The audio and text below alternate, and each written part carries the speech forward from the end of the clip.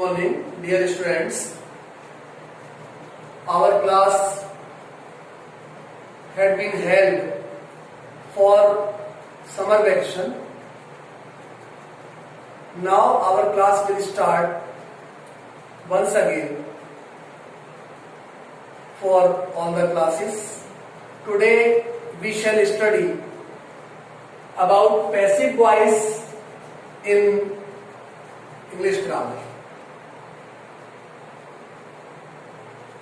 जैसा कि हम लोग वॉइस के बारे में पढ़ते ही हैं, हम जो भी बोल रहे हैं वो अपने में वॉइस है. जो भी हम टॉपिक एक्सप्लेन कर रहे हैं दैट इज वॉइस. वो क्या है? वो वॉइस है.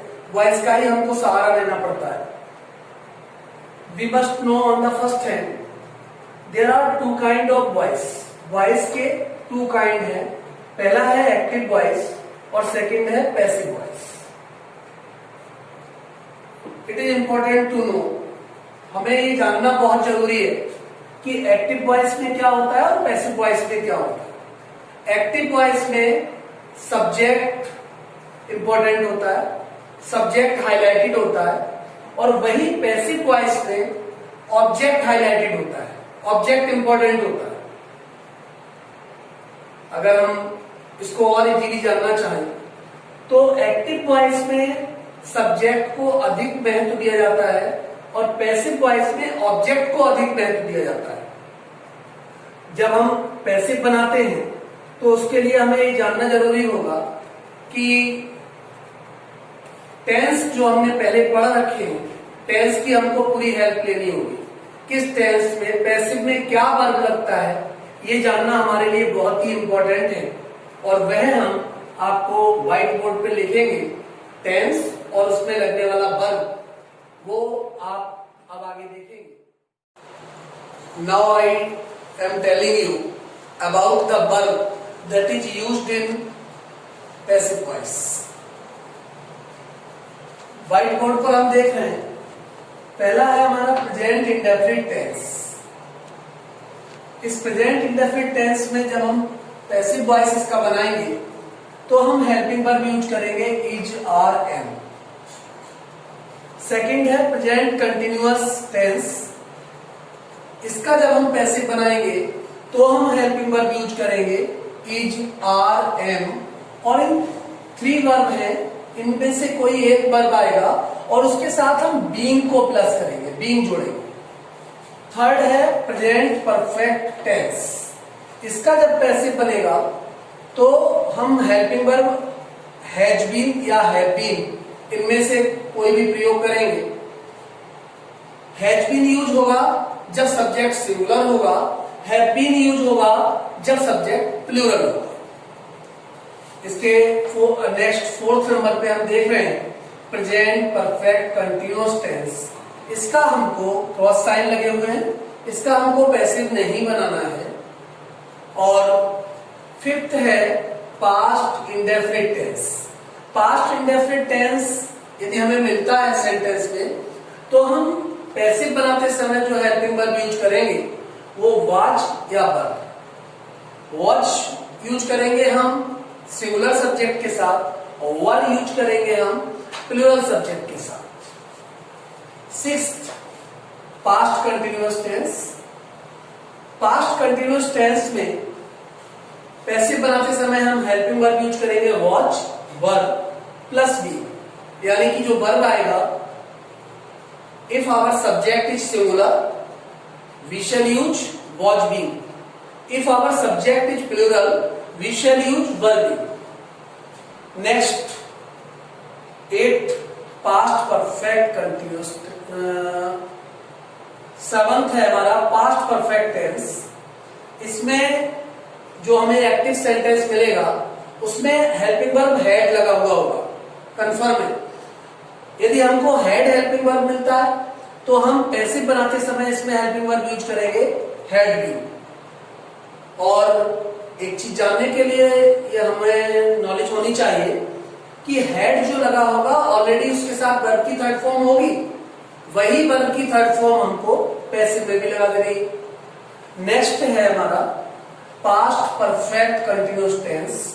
जैसा कि मैंने फोर्थ पे नंबर पे आपको बताया था कि इसका आपको पैसिव नहीं बनाना है, वही चीज हमें यहां भी रिपीट करनी है 8 नंबर पर कि पास्ट परफेक्ट कंटिन्यूअस टेंस का हमको पैसिव नहीं बनाना है।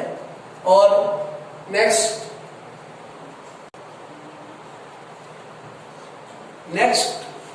नंबर है 9th, future indefinite tense. Future indefinite tense का सेंटेंस हमें जो मिलेगा उसमें ऑब्वियसली हेल्पिंग वर्ब लगा होगा विल या शेल, और हम उसको जब पैसिव में कन्वर्ट करेंगे तो हेल्पिंग वर्ब क्या लगाएंगे, विल बी या शेल बी। ये हमको देखना होगा कि विल बी की नीड है या शेल बी की नीड है। हमें याद रखना पड़ेगा आई और वी के साथ हमको शेल बी लगाना है, बाकी सबके साथ विल बी लगाना है। रिमेनिंग जो कंडीशन है हम उसको देखेंगे। Next 10th number future continuous tense, जैसा कि 5th और 8th पे बताया था वैसा ही 10th नंबर फ्यूचर कंटिन्यूअस पे भी लागू करता है। इसका हमको पैसिव नहीं बनाना है। अगर पहचानना चाहें तो ऐसे भी पहचान सकते हैं, इसमें जो हेल्पिंग वर्ब आपको लगा मिलेगा वो विल बी या शेल बी होगा एक्टिव में, बट उसका हमको पैसिव नहीं बनाना है। Next 11th number future perfect tense.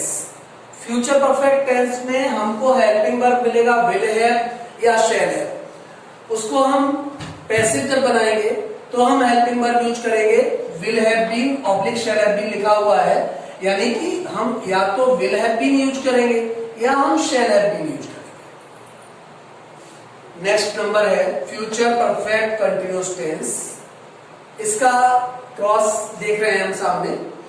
Cross का सिग्निफाई ये है कि इसका आपको पैसिव नहीं बनाना है। अब आप एक बार देख लीजिए अपनी कॉपी पर, या आपको नोट भी करना है, और उसमें देखिए कि ऐसे कितने टेंस हो गए जिनमें क्रॉस लगे हुए हैं। There are 4 tense which can not be change into passive voice. 4 tense ऐसे हैं जो पैसिव वॉइस में चेंज नहीं होना है।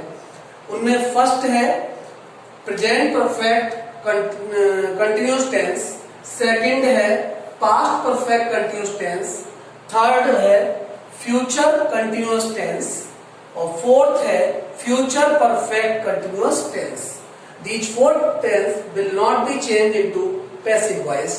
इसके आगे हम थोड़ा और देखेंगे कि हमें ऑब्जेक्ट की नीड रहती है। जब हम एक्टिव से पैसिव में सेंटेंस को कन्वर्ट करते हैं तो हमें ऑब्जेक्ट की जरूरत पड़ती है। अगर कोई मान लीजिए अगर कोई प्रॉपर नाउन दिया हुआ है, सपोज करिए प्रॉपर नाउन का मतलब हो गया किसी पर्सन का नेम है। जैसे मैंने एक नीचे एग्जांपल लिखा है निखिल। अगर निखिल को हमको ऑब्जेक्ट में कन्वर्ट करना है तो obviously we should know that Nikhil will be same Nikhil in the role of object. ये ऑब्जेक्ट में भी निखिल ही रहेगा। कोई भी प्रॉपर नाउन है ऑब्जेक्ट में सेम रहेगा।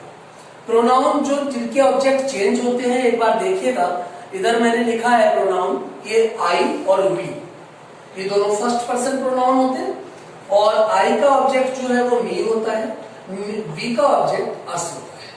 हमें कहीं मी से आई कन्वर्ट करना होगा और कहीं आई से मी कन्वर्ट करना होगा।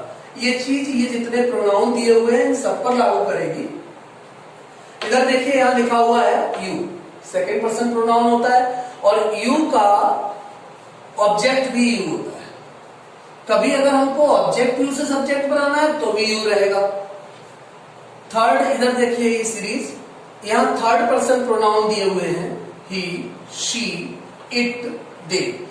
ही का ऑब्जेक्ट हिम होगा। यदि हमें हिम का सब्जेक्ट बनाना हो तो ही हो जाएगा। शी का ऑब्जेक्ट हर होगा, इट का ऑब्जेक्ट इट होगा, दे का ऑब्जेक्ट देम होगा। यदि कहीं हमें ऑब्जेक्ट से सब्जेक्ट कन्वर्ट करना है, मान लीजिए हम देम को हमें सब्जेक्ट में कन्वर्ट करना है, तो हम क्या करेंगे, देम का सब्जेक्ट दे हो जाएगा। ठीक है। अब इसके बाद देखिए हमारे पास हेल्पिंग वर्ब आ गई। टेंस हम ऑलरेडी पढ़ चुके हैं, टेंस हम पहचान लेंगे। उसके बाद हेल्पिंग वर्ब मैंने आज आपको नोट कराई है कि किस टेंस में क्या हेल्पिंग वर्ब प्रयोग होगी। नीचे ऑब्जेक्ट दिए हैं, ऑब्जेक्ट के बारे में आपको बताया है। अब नेक्स्ट जो आपको मटेरियल की जरूरत पड़ेगी पैसिव बनाने के लिए वो है इसके कुछ रूल्स जो आपको बोर्ड पर अभी नोट कराएंगे। आपके सामने जो व्हाइट बोर्ड पर रूल है, 5 रूल्स आपको ऑर्डरली फॉलो करना है, क्रम से 5 रूल को फॉलो करना है।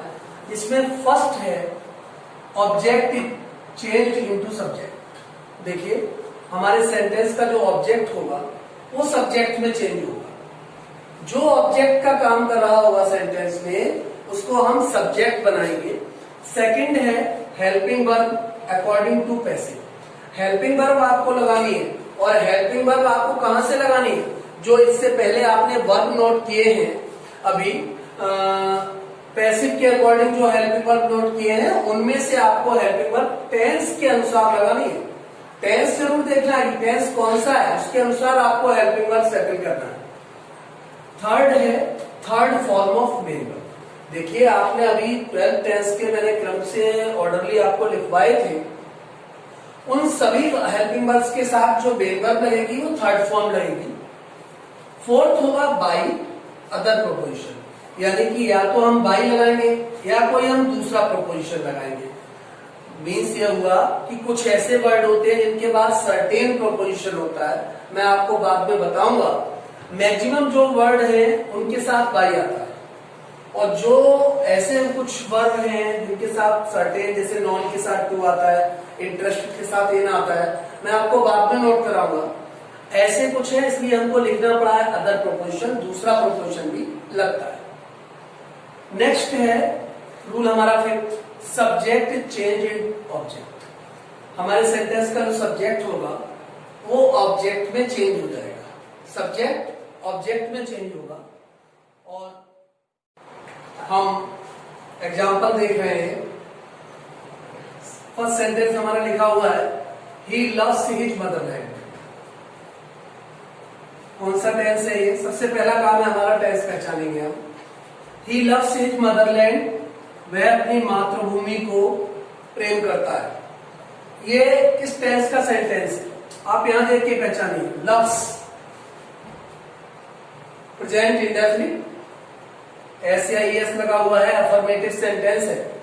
अब जब हम पैसिव बनाएंगे तो हम परफेक्टली ये माइंड में रखें कि ये प्रेजेंट इंडेफिनिट का टेंस है, सेंटेंस है, क्योंकि उसकी हमें हेल्पिंग वर्ब पैसिव की लगानी। इसको हम पैसिव बना रहे हैं। अभी आपने जो रूल नोट किए हैं उनमें देखिए फर्स्ट रूल है object is change in subject. Object क्या है हमारा इस सेंटेंस में? His Motherland. इसको हम सब्जेक्ट का प्लेस देंगे, हम यहां लिखेंगे सब्जेक्ट की प्लेस पर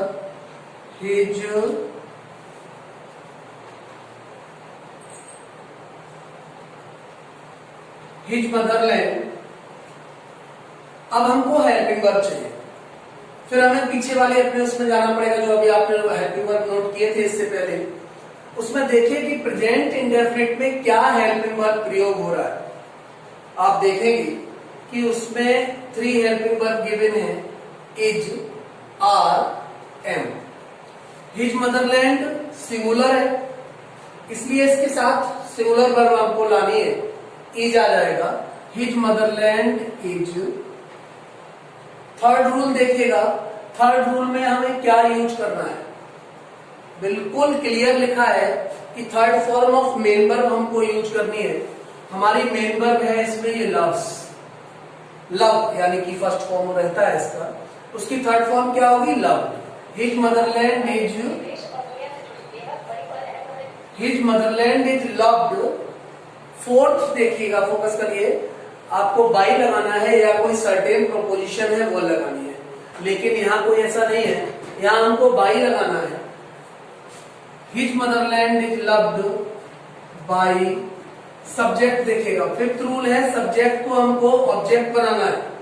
सब्जेक्ट इसमें ही है, जैसा कि ऑब्जेक्ट आपको अभी नोट कराए उनमें आप देखिएगा ही का जो ऑब्जेक्ट होगा वो क्या होगा? हिम हो जाएगा। अब हमारा जो सेंटेंस बना पैसिव वॉइस में वो देखिएगा आप ध्यान से, his Motherland is loved by him.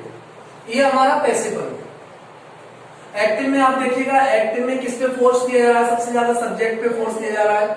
Subject को प्रायोरिटी दी जा रही है, प्राथमिकता दी जा रही है। वही चीज आप पैसिव में देखिएगा। पैसिव में हमारा जो ऑब्जेक्ट था वो सब्जेक्ट के रोल में आ गया है और सब्जेक्ट को प्रायोरिटी, यानी कि ऑब्जेक्ट सब्जेक्ट बना, फिर हम उस जो नया सब्जेक्ट है हमारा, हम उसको प्रायोरिटी दे रहे हैं, और वो नया सब्जेक्ट है हमारा हिज मदरलैंड।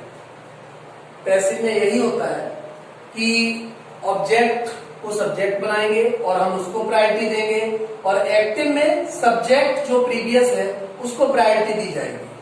अब मान लीजिए कि यही सेंटेंस आपको इंटेरोगेटिव में लिख दिया गया। कभी कभी क्या होता है कि इंटेरोगेटिव अगर आपके सामने आता तो आप परेशान होते हैं कि पता नहीं ये कैसे बनेगा, कहाँ इसमें हेल्पिंग वर्ब लगेगा, क्या लगेगा। हम इसी को इंटेरोगेटिव में लिखते हैं। सेंटेंस जब हम इसको इंटेरोगेटिव में कन्वर्ट करेंगे तो सेंटेंस बनेगा does he love his Motherland. एक बार लिखते हैं, देखिएगा, does he love his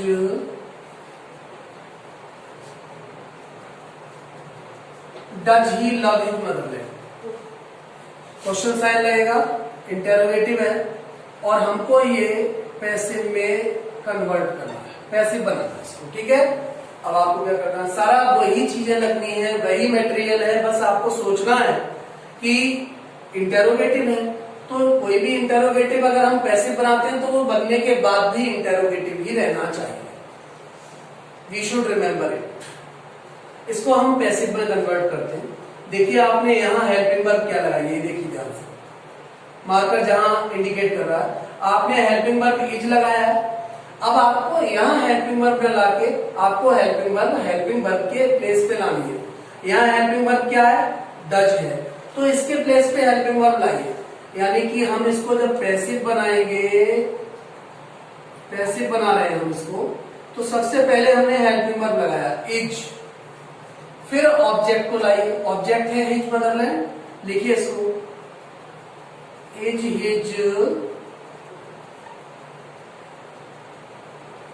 his Motherland. फिर देखिए थर्ड नंबर पे आपने क्या किया था, इसमें वर्ब की थर्ड फॉर्म लगाई थी, यहां भी आप लगाएंगे is his Motherland loved, is his Motherland loved. आपने फोर्थ नंबर पे बाई लगाया था, या कोई अदर प्रोपोजिशन भी हो सकता है, सर्टेन नहीं है कि बाई आएगा, लेकिन जो सर्टेन प्रोपोजिशन है दैट दीज आर सर्टेन, वो सर्टेन होते हैं, उनके साथ वही आना है। तो is his Motherland loved by. अब नेक्स्ट जो एक्टिविटी हमारी रही वो सब्जेक्ट को ऑब्जेक्ट में कन्वर्ट करना है, जैसा आपने यहाँ किया था। देखिए आपने हिम लगाया था, ही को ऑब्जेक्ट हिम किया, वैसे ही आप यहाँ करिए। तो यहाँ क्या हो जाएगा, is his Motherland loved by him. Question sign लगा था, लगा रहेगा, ये इंटेरोगेटिव बन गया। तो इंटेरोगेटिव को देख के बिल्कुल परेशान नहीं होना है। Is his Motherland loved by him, कोई भी इंटेरोगेटिव हो, कुछ और भी रूल हैं जो इनसे सेपरेटेड हैं, वो आपको आगे बताए जाएंगे। Today it is only about passive sentences, and I hope that you must note these rules in your notebook. Exercise will be provided for solving and answers will also be provided for you for matching.